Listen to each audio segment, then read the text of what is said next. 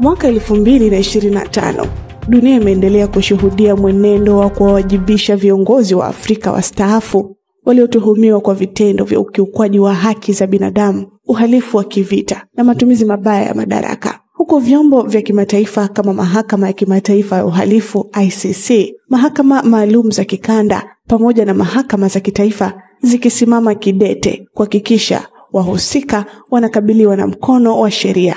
Kwa mujibu wa vyanzo mbalimbali vya habari, mwaka 2025 vinaonyesha kuwa majina makubwa ya kisiasa barani Afrika bado yanahusishwa na kesi nzito, miongoni mwao wakiwa marais wastaafu waliowahi kushika hatamu za uongozi.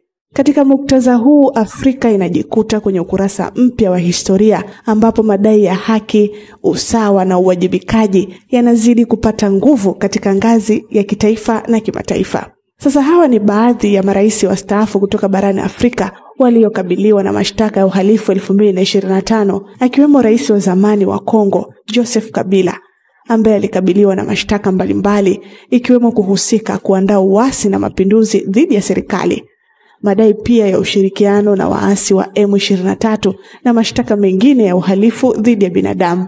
Mnamo mwezi Machi 2025 alifunguliwa kesi mbele ya mahakama ya kijeshi huko mjini Kinshasa, ambapo kesi hiyo ilifanyika bila yeye kuwepo. Hata hivyo, Septemba 30 mwaka 2025, mahakama ya kijeshi ilimtia hatiani Joseph Kabila na kuamuru hukumu ya kifo kwake kutokana na makosa hayo. Lakini pale Jamhuri ya Afrika ya Kati, aliyewahi pia kuwa rais wa nchi hiyo aliongoza mnamo mwaka 2003 hadi 2013, Francois Bozize, mapema mwaka 2025, mahakama maalum ya uhalifu wa nchi hiyo ilitoa hati ya kukamatwa kwa rais huyo wa zamani ambaye anashitakiwa kwa uhalifu dhidi ya ubinadamu unaodaiwa kufanyika kati ya Februari 2009 hadi Machi 2013.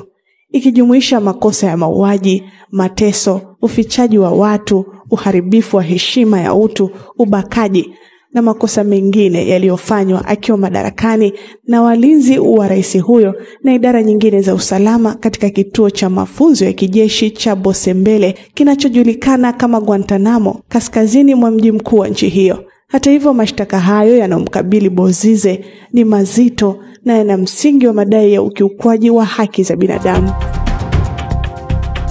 Kiongozi mwingine wa Afrika ni kutokea pale nchini Mauritania.